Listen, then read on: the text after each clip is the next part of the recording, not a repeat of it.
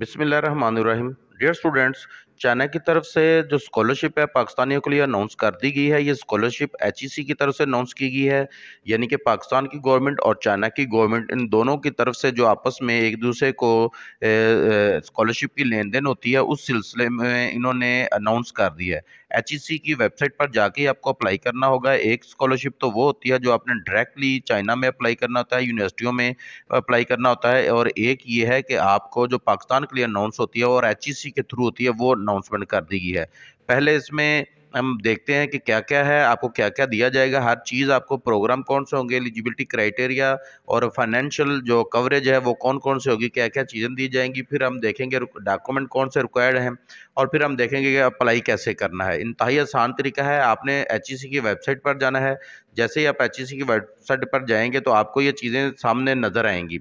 इसमें सबसे पहले आप देख रहे हैं डेट बहुत थोड़ी है, आपने अप्लाई करना है तो वक्त से पहले कर दिए। 28 दिसंबर 2023 जो है इसकी आखिरी जो डेट है, डेडलाइन है। इसके बाद प्रोग्राम कौन से हैं, वो प्रोग्राम तो सारे ही हैं, लेकिन एक चीज़ इसमें देख लीजिएगा, अगर आपने अप्लाई करना है तो ये दो चीज़ें हैं जो आपके पास ज़रूरी होनी चाहिए। 2022 से पहले आपने नहीं किया होना चाहिए। आपका एक टेस्ट है जो होता है, यूसेट होता है या एचएटी टेस्ट होता है, ये वाला टेस्ट। ये दोनों टेस्ट में से कोई भी आपने किया हो, लेकिन 2022 के बाद किया हो, उससे पहले ना किया हो, तो आप इसमें अप्लाई कर सकते हैं। ये उनकी वेबसाइट है चाइना की। अगर आप इसमें जाके अप्लाई करेंगे तो सीधे आपको चाइना की जो वेबसाइट है उधर चले जाएंगे, लेकिन ये होगी चाइना में, तो आप इसको कोई जो प्रोग्राम की जो लैंग्वेज है वो लगा के, उर्दू या जिसमें भी आपने लगाना वो आप पढ़ सकते हैं।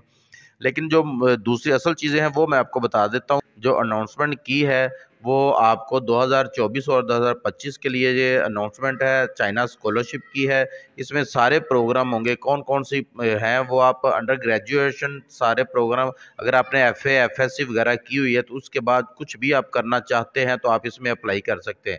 यानी कि पोस्ट ग्रेजुएट भी हैं, डॉक्टरेट भी हैं, और सारे ही हैं। इसमें हम देखते हैं कौन कौन से। पहले आपने अगर ग्रेजुएशन करनी है, मास्टर करना है या आपने पीएचडी करनी है तो आप इसमें अप्लाई कर सकते हैं।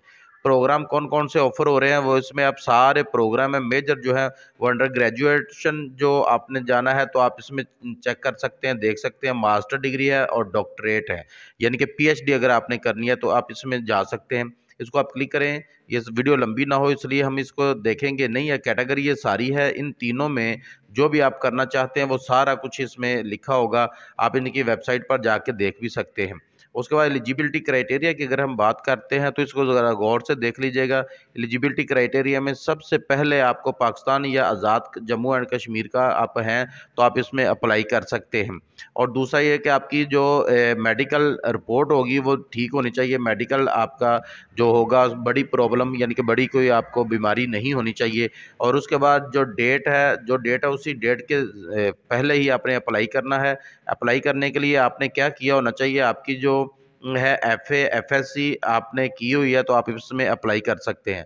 और आपने मास्टर प्रोग्राम, अगर आपने ग्रेजुएशन प्रोग्राम के लिए जाना है तो, अगर यानी कि अंडर ग्रेजुएशन या बैचलर प्रोग्राम के लिए, अगर आपने जाना है मास्टर डिग्री के लिए तो आपके लिए सॉरी, जो आपने ग्रेजुएशन के लिए जाना है अंडर ग्रेजुएट प्रोग्राम के लिए, तो आपकी उम्र 25 साल होनी चाहिए।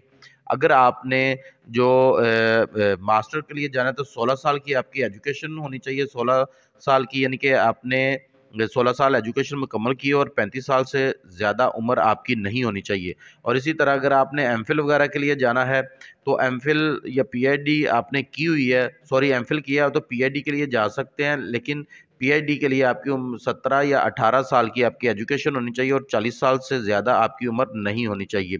और उसके बाद चाइना स्कॉलरशिप जो होगी, आपके उनकी जो कौंसल होगी वो उनके पोर्टल पर जाके आपको अप्लाई करना होगा। 7वां पॉइंट आप देखें। 8वें पॉइंट में अगर जब हम देखते हैं तो हमें इसमें एलिजिबिलिटी क्राइटेरिया जो आपका है वो सारा कुछ वही होना चाहिए जो उन्होंने मांगा है। लैंग्वेज की जो क्राइटेरिया है वो भी पूरा होना चाहिए। एप्लीकेशन जो आपकी है स्कॉलरशिप टाइप की होनी चाहिए। और एप्लीकेशन के लिए सबसे ज़रूरी, जो पहले भी मैंने कहा था, एचएटी या यूसेट टेस्ट जो है वो आपने दिया हो तो फिर ही आप इसमें अप्लाई कर सकते हैं। दूसरा ये कि 2022 से पहले का ना हो, उसके बाद का हो, और ये 100 नंबर का होता है और ये वैलिड पास होना चाहिए। आपका नंबर इसके होते हैं टोटल 100, लेकिन पास मार्क्स जो होते हैं वो 50 होते हैं। अगर आपके 50 से ज़्यादा नंबर हैं तो आप इसमें एलिजिबल हैं, आप इसमें अप्लाई कर सकते हैं। फाइनेंशियल कवरेज हम देखते हैं कि आपको वो क्या-क्या देंगे, गवर्नमेंट जो है चाइना की गवर्नमेंट आपको क्या-क्या देगी। सबसे पहले आप देखें आपको ट्यूशन फ़ी होगी वो टोटली फ्री होगी, आपको ₹1 भी नहीं देना होगा। अकोमोडेशन आपकी यूनिवर्सिटी की तरफ से होगी, स्टाइपेंड जो आपको मिलेगा वो चाइना का जो गवर्नमेंट देगी वही देगी। पहले पाकिस्तानी गवर्नमेंट भी देती थी आने-जाने का टिकट वगैरह, लेकिन अब वो इन्होंने इसमें नहीं अनाउंस किया, वो बंद कर दिया है। गवर्नमेंट जो चाइना की आपको देगी, अगर आप अंडर ग्रेजुएट प्रोग्राम के लिए जा रहे हैं यानी कि एफए, एफएससी के बाद अगर आप जा रहे हैं तो उनकी जो करेंसी है उनके जो 2500 आपको दिए जाएँगे, जो आप पूरे महीने पर महीना 1 महीने के आपको मिलेंगे, जो आप खर्च करके सारा कुछ उसमें पैसे बचा भी लेते हैं। अगर आप मास्टर डिग्री के लिए जा रहे हैं तो फिर आपको जो दिएँगे 3000 होंगे, और अगर आप जा रहे हैं पीएचडी के लिए तो फिर आपको 3500 होंगे। और ये मैं फिर बता दूँ, ये इतने ज़्यादा हो जाते हैं कि आप उसमें अच्छा खासा जो है वहाँ पे पूरे महीने का लग्ज़री लाइफ़ भी एक तरह की गुज़ार सकते हैं। और इसके अलावा ट्रैवल अलाउंस जो है जिसको स्कॉलरशिप मिलेगी, वो जो टिकट वगैरह होगी वो पहले गवर्नमेंट पाकिस्तान की देती थी, इस साल वो नहीं दे रही, तो वो आपको अपने पास से ही करना होगा, यानी कि जो टिकट के पैसे होंगे, ट्रैवलिंग के पैसे होंगे, वो आपने देने होंगे। अप्लाई के लिए आपने क्या करना है, अप्लाई के लिए इनकी ये वेबसाइट है, इस पर ही जाएँगे आप, यानी कि जो जो हमने ये वेबसाइट खोली हुई है, इसी के ज़रिए से ही एचईसी की वेबसाइट पे आप जाके तो अप्लाई करेंगे।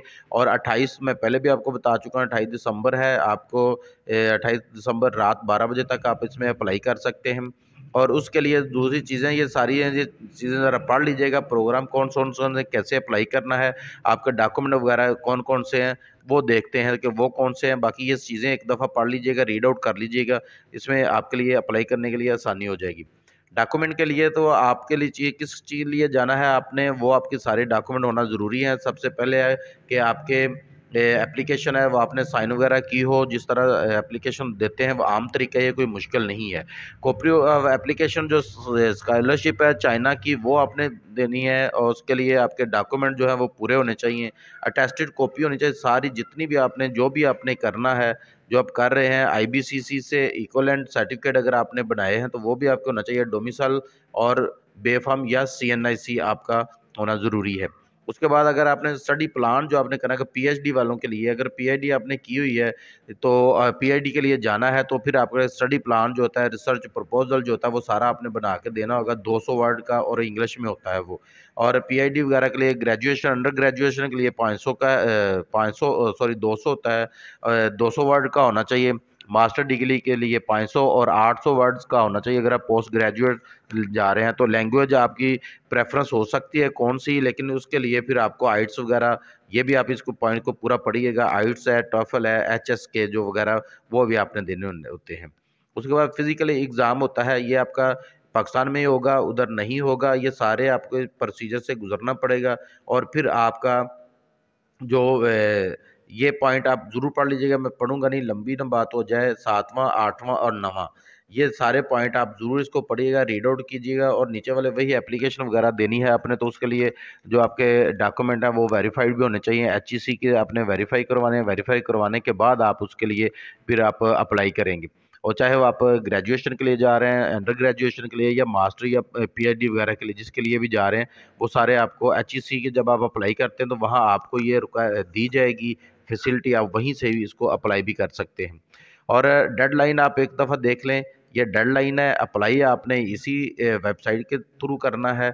और 28 दिसंबर से अगर लेट हो जाती है तो आपकी वो जो है नहीं एक्सेप्ट की जाएगी। फिर इसका आपने प्रिंट भी लेना है, और हार्ड कॉपी में आपको जब आप जाएँगे आपको बुलाया जाएगा, तो फिर आपने वो जमा भी करवाने होंगे अपने सारे डॉक्यूमेंट, और डॉक्यूमेंट आपके वो रख लेते हैं, जमा कर लेते हैं। और इसके बाद अगर हम बात करें कि आपका कॉन्टैक्ट है, तो ये एचईसी का कॉन्टैक्ट है, उसकी हेल्पलाइन है वगैरह, ये सारा कुछ आप देख लें, इसके ज़रिए से आपने फर्दर कोई उनसे इन्फॉर्मेशन लेनी हो तो वो आप पूछ भी सकते हैं। अगर कोई चीज़ ना आपको समझ आ रही हो तो आप वीडियो में नीचे कमेंट कीजिएगा, आपको वो बता भी दिया जाएगा।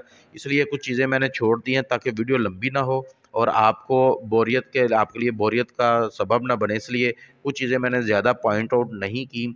पर इसको सारा देखें, अगर ये वीडियो में समझ ना आए तो एचईसी की वेबसाइट पर जाएँ, सारी देखें, और उसके बाद आप इसमें जो आपने अप्लाई करना होगा तो सारी चीज़ें पढ़ के तो फिर अप्लाई कीजिएगा। इसके अलावा कोई चीज़ समझ ना आई हो तो ज़रूर पूछिएगा, लाइक और सब्सक्राइब ज़रूर कीजिएगा।